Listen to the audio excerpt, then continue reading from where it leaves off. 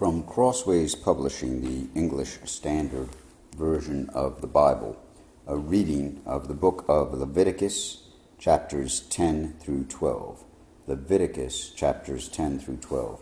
Now Nadab and Abihu, the sons of Aaron, each took his censer and put fire in it, and laid incense on it, and offered unauthorized fire before the Lord, which he had not commanded them. And fire came out from before the Lord, and consumed them, and they died before the Lord. Then Moses said to Aaron, "This is what the Lord has said, among those who are near to me I will be sanctified, and before all the people I will be glorified." And Aaron held his peace. And Moses called Mishael and Elzaphan, the sons of Uzziel, the uncle of Aaron, and said to them, "Come near, carry your brothers away from the front of the sanctuary and out of the camp." So they came near and carried them in their coats out of the camp, as Moses had said. And Moses said to Aaron and to Eleazar and Ithamar his sons, "Do not let the hair of your heads hang loose, and do not tear your clothes, lest you die, and wrath come upon all the congregation. But let your brothers, the whole house of Israel, beware the burning that the Lord has kindled, and do not go outside the entrance of the tent of meeting, lest you die, for the anointing oil of the Lord is upon you." And they did according to the word of Moses. And the Lord spoke to Aaron, saying, "Drink no wine or strong drink, you or your sons with you, when you go into the tent of meeting, lest you die. It shall be a statute forever throughout your generations. You are to distinguish between the holy and the common, and between the unclean and the clean. And you are to teach the people of Israel all the statutes that the Lord has spoken to them by Moses." Moses spoke to Aaron and to Eleazar and Ithamar his surviving sons, "Take the grain offering that is left of the Lord's food offerings, and eat it unleavened beside the altar, for it is most holy. You shall eat it in a holy place, because it is your due and your sons' due from the Lord's food offerings, for so I am commanded. But the breast that is waved and the thigh that is contributed you shall eat in a clean place, you and your sons and your daughters with you, for they are given as your due and your sons' due from the sacrifices of the peace offerings of the people of Israel. The thigh that is contributed and the breast that is waved they shall bring with the food offerings of the fat pieces to wave for a wave offering before the Lord, and it shall be yours and your sons with you as a due forever, as the Lord has commanded." Now Moses diligently inquired about the goat of the sin offering, and behold, it was burned up. And he was angry with Eleazar and Ithamar, the surviving sons of Aaron, saying, "Why have you not eaten the sin offering in the place of the sanctuary, since it is a thing most holy, and has been given to you, that you may bear the iniquity of the congregation to make atonement for them before the Lord?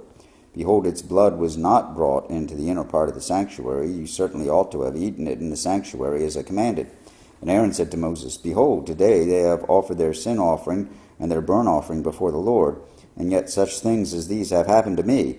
If I had eaten the sin offering today, would the Lord have approved?" And when Moses heard that, he approved. And the Lord spoke to Moses and Aaron, saying to them, "Speak to the people of Israel, saying, These are the living things that you may eat among the animals that are on the earth. Whatever parts of the hoof and is cloven-footed, and chews the cud, among the animals you may eat. Nevertheless, among those that chew the cud or part the hoof, you shall not eat these. The camel, because it chews the cud, but does not part the hoof, is unclean to you. And the rock badger, because it chews the cud, but does not part the hoof, is unclean to you. And the hare, because it chews the cud, but does not part the hoof, is unclean to you. And the pig, because it parts the hoof, and is cloven-footed, but does not chew the cud, is unclean for you. You shall not eat any of their flesh, and you shall not touch their carcasses. They are unclean to you. These you may eat of all that are in the waters. Everything in the waters that has fins and scales, whether in the seas or in the rivers, you may eat. But anything in the seas or the rivers that does not have fins and scales, of the swarming creatures in the waters, and the living creatures that are in the waters, is detestable to you. You shall regard them as detestable. You shall not eat any of their flesh, and you shall detest their carcasses. Everything in the waters that does not have fins and scales is detestable to you. And these you shall detest among the birds. they shall not be eaten. They are detestable: the eagle, the bearded vulture, the black vulture, the kite, the falcon of any kind, and every raven of any kind, the ostrich, the nighthawk, the seagull, the hawk of any kind, the little owl, the cormorant, the short-eared owl, the barn owl, the tawny owl, the carrion vulture, the stork, the heron of any kind, the hoopoe, and the bat. All winged insects that go on all fours are detestable to you. Yet among the winged insects that go on all fours you may eat those that have jointed legs above their feet, with which to hop on the ground. Of them you may eat the locust of any kind, the bald locust of any kind, the cricket of any kind, and the grasshopper of any kind. But all other winged insects that have 4 feet are detestable to you. And by these you shall become unclean. Whoever touches their carcass shall be unclean until the evening, and whoever carries any part of their carcass shall wash his clothes and be unclean until the evening. Every animal that parts the hoof, but is not cloven-footed, or does not chew the cud, is unclean to you. Every one who touches them shall be unclean. And all that walk on their paws among the animals that go on all fours are unclean to you. Whoever touches their carcass shall be unclean until the evening. And he who carries their carcass shall wash his clothes and be unclean until evening. They are unclean to you.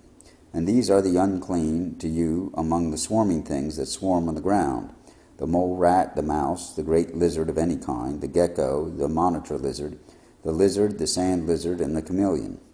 These are unclean to you among all that swarm. Whoever touches them when they are dead shall be unclean until evening.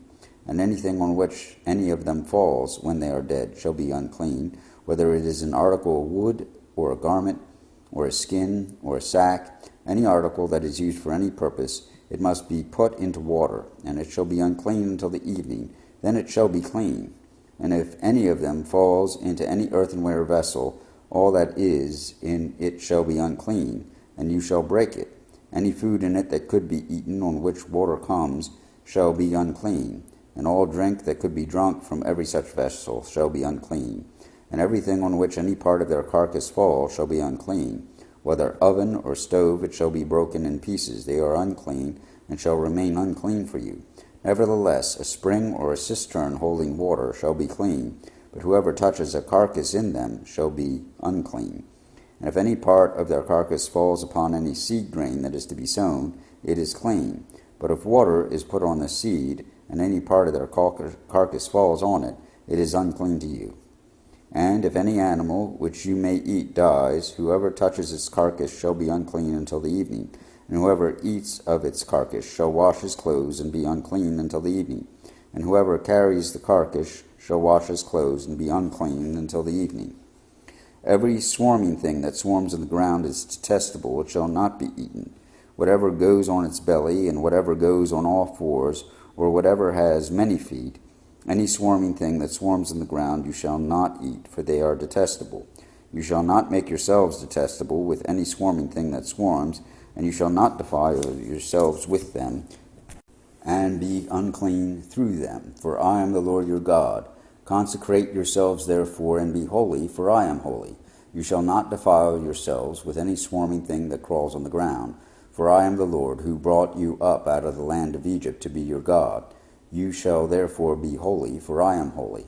This is the law about beast and bird, and every living creature that moves through the waters, and every creature that swarms on the ground, to make a distinction between the unclean and the clean, and between the living creature that it may be eaten, and the living creature that may not be eaten. The Lord spoke to Moses, saying, Speak to the people of Israel, saying, If a woman conceives and bears a male child, then she shall be unclean 7 days, as at the time of her menstruation she shall be unclean. And on the 8th day the flesh of his foreskin shall be circumcised. Then she shall continue for 33 days in the blood of her purifying. She shall not touch anything holy, or come into the sanctuary until the days of her purifyings are complete.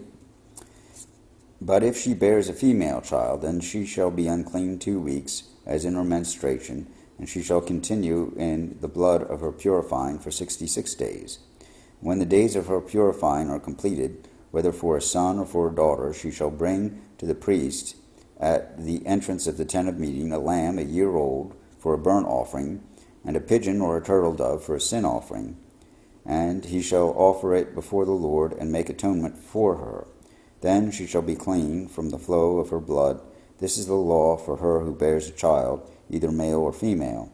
And if she cannot afford a lamb, then she shall take 2 turtle doves or 2 pigeons, one for a burnt offering and the other for a sin offering. And the priest shall make atonement for her, and she shall be clean.